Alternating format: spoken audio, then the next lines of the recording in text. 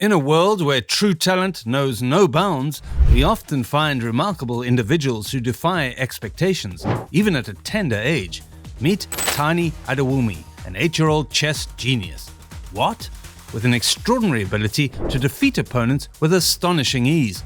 Now, Tani is about to challenge his most formidable adversary, Hikaru Nakamura. Are you ready for the game? Let's go! Tani, wielding the white pieces, kicks off the game with a familiar move he has played countless times before, advancing his pawn to e4. Hikaru, in response, opts for the Sicilian defense, positioning his pawn on c5.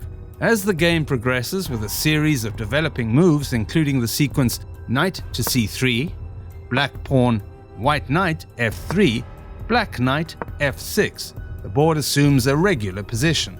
Further moves focus on piece development, leading Hikaru to position his bishop on g7, carefully observing the diagonal it controls. Hikaru seizes an opportunity and captures the d4 pawn, prompting Tani to counter by removing the pawn with his knight.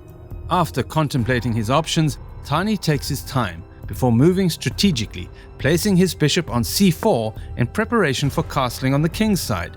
On the other hand, Hikaru executes a castling move while Tani retracts his bishop to b3.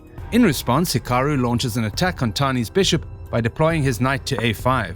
At this point in the game, Hikaru and Tani find themselves on an even playing field, with Tani holding a slight advantage.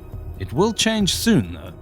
Tani lifts his queen one square, and Hikaru moves the white squared bishop to d7. Tani pushes his bishop to h6. He wants to trade bishops g7 this way. Hikaru here decides to look for an attack of his own, playing his pawn to b5.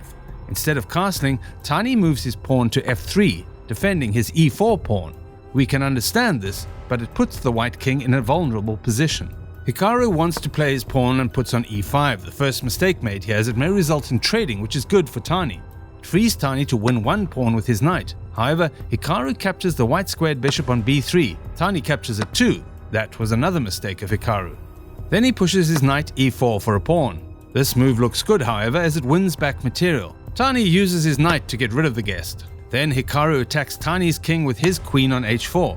Tani protects it with his knight to f2. Hikaru keeps attacking. He uses bishop to h6 and threatens the queen. The latter escapes to d5.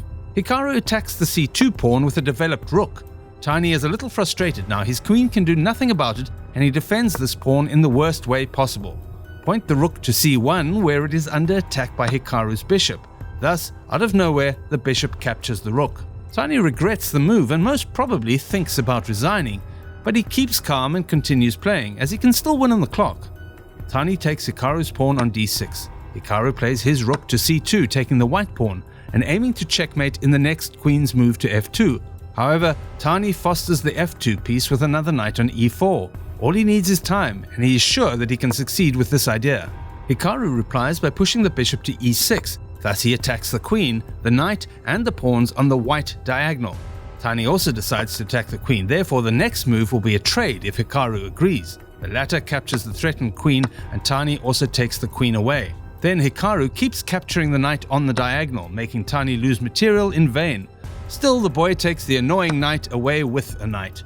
Look at the position. It is unsuitable for Tani, but he is good at being strong and brave despite his age. The game keeps going. Hikaru moves the bishop to e3. Tani cannot place his knight in the previous position next to the king, so he goes to check the blacks on f6. The king goes to the corner. Then the knight goes to d5, attacking bishop. Hikaru pushes rook to c1. Check. Tani moves the king one square away and opens his surviving rook in h1. Hikaru captures the latter. Tani replies by capturing the bishop on c3. Hikaru does not allow the white king to move forward and blocks his way with the pawn to f5. Tani moves knight to c3 and Hikaru uses the second rook to d8. We all see what is nearing. But Tani keeps going with pawn to f4. Hikaru has no time for that and he checks with the rook to h3. Tani puts king to e2. Only after those moves, Hikaru captures the white pawn on f4. Things go wrong for Tani. He puts the king to e1. Check with a rook to e3. King goes to f1. Hikaru blocks the king's movement to any square of the second row with another rook. Tani keeps hoping for the opponent's mistake and threatens it with the leaving knight, but the latter captures the pawn on b2. A few more moments are the final fight when the rook grabs the knight and is ready to checkmate. The king can do nothing about it. Hikaru pushes the rook to c1 and wins. It was a beautiful and brutal rook checkmate delivered by a professional streamer, Hikaru.